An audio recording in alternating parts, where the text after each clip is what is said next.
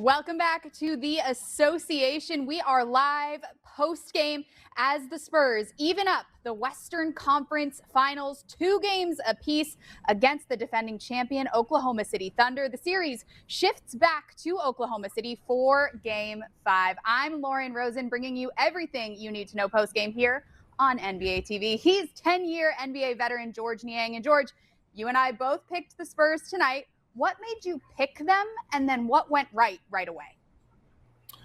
I just think with Game 4, with everything that San Antonio's been through this year. Listen, they're a 62-win team.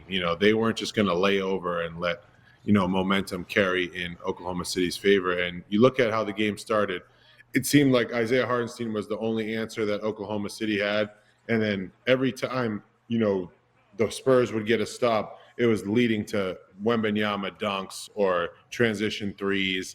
And it was honestly a masterclass from the Spurs on the defensive end, right? Anytime you can get a team to shoot under 35% from the field, I like your chances of winning that game. And that's exactly what the Spurs did. They really locked in and dialed into their defense, and that's what won them this game.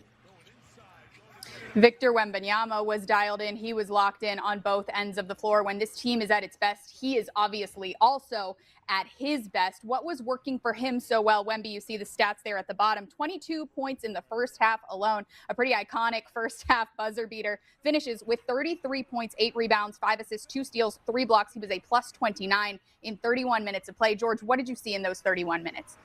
Yeah, I mean, look at that. You have your 7'4" center that protects the rim, defensive player of the year, making half-court three-pointers. You look at someone that's, people try and make fun of his quirks of that he goes and sees monks or, does different things. But he's ultimately one of the most locked-in players I've ever seen, right? The fact that he can do it from all different angles, his effort, his tenacity. Look how hard he's running the floor there, and he's not even getting the ball. When you can get your best player to do those things, everyone else falls in line. And then you see here his ability to, have people make tough shots at the rim. He's just a one-of-one character, and the Spurs are extremely lucky to have him. The Spurs are going to be a tough team to stop for years to come with this guy leading them. And George, at this point in the series, of course, everyone played super heavy minutes in Game 1 that went to double overtime. The Spurs had to play heavy minutes in Games 2 and 3 as well. So to have the opportunity now, and of course, both teams saw their stars resting in the fourth quarter tonight, but to get some rest on these Spurs legs ahead of Game 5, as a player, what happens now? You're 4 games in, we're all tied up, it's best of 3 now. What do you do as you go back to the drawing board ahead of Game 5? Yeah, I think, if you're Oklahoma City, you know that you went and got home court advantage back. So you're going back and being like, okay, now we're in a 3-game series. We have 2 of those games at home. Let's go out and take care of home court Game 5. And you're at a point where you're Oklahoma City. We're going to be coming guns blazing, coming out Game 5. And then San Antonio, you can't be happy with having a great, not only moral victory, but, limiting Oklahoma City to under 100 points. You can't be happy with that because now you have to work or play even harder in Oklahoma City to get a win on the road, because you have to steal one on the road to win this series. We've talked about him already here tonight. He has been our top story, and now he's our association player of the game, Victor Wembanyama. Another look at his final stat line: 33 points, 8 rebounds, 5 assists, 2 steals, 3 blocks, plus 29 in 31 minutes of play. George, you talked about his intangibles, the time he spends training with monks, reading, playing chess, working on his skills as a leader on and off the floor to arrive where he is now. And mind you, his first deep playoff run. How do you put into words what we're watching on a night-to-night basis, George? Yeah, I mean, you're watching a guy that is going to be at the helm of this league, for a while. To be at his size and his skill set and the tenacity that he plays with, it's very rare. You're not going to find that. So we should enjoy what we're seeing here, because you're not going to find too many that are like this. And I think his professionalism kind of wears off on the rest of the team, because everybody's dialed in and kind of knows their role and where they need to be. And it's amazing, because you're seeing the Thunder, who have succeeded with culture and role play, And now you have the San Antonio Spurs who are kind of falling in that same line and giving them everything that they can handle. Wemby's teammates leaping into his arms, leaping to the rim. What do you make of the chemistry now that's developed? It's such a young group, and I think a lot of people, George, thought that maybe this was the year before the year for San Antonio. But could this be perhaps the year? You know, it's making out to be. You know, after tonight, I would be, you know, shocked if it isn't, right. You know, OKC is a great team, but the way the Spurs are playing and clicking on all cylinders right now after tonight's game, you just saw the energy and passion that they played with. Yes, it's one game, but you can definitely see the momentum kind of, you know, change whenever you can hold the team under 100 points. You know, you're going to make them go back to the drawing board and kind of figure out what they need to change to beat you. And the Spurs finally defended a full 4 quarters or 3.5, whichever the starters were allowed to play. And OKC is going to have their work cut out for them because they're going to need to score the ball and take and make better shots going into Game 5.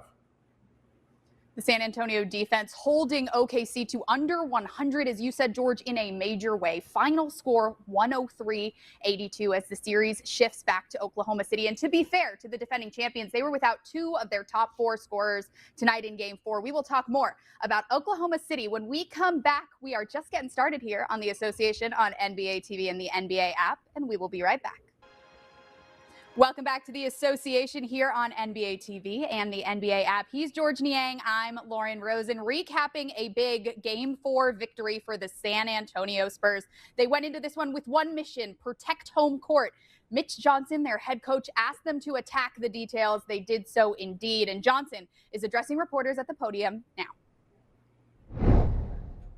Coach, I think this team was top 10 in deflections during the regular season, but how important is it for you guys to just have active hands everywhere, especially knowing how good this Thunder team is?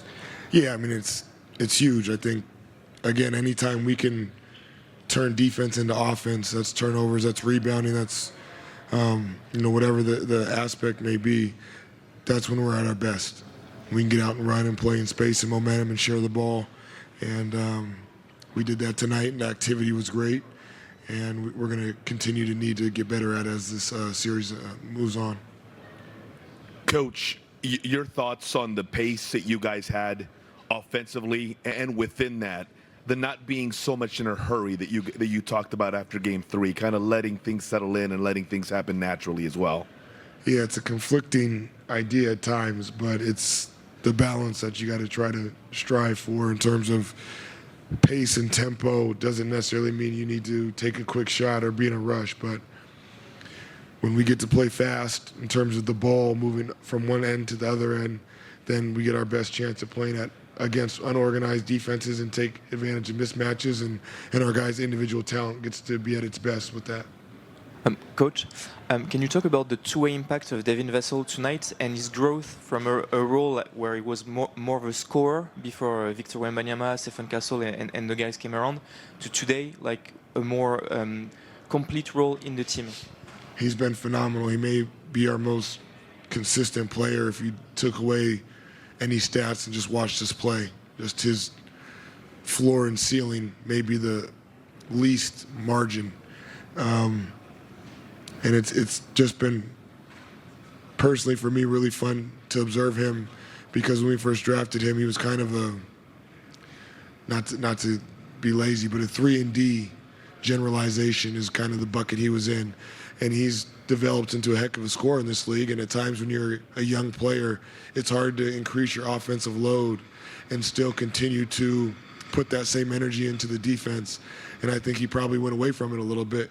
And now to see him have the two-way impact that you speak of is very impactful for our team and very rewarding for somebody that's been with him since his rookie year. Mitch, on your right, when Victor was sitting there after last game, he said that we're going to find out what we're made of in Game 4. And then tonight, he just showed a level of persistence he hadn't quite shown before, and he took so many shots, obviously, in the first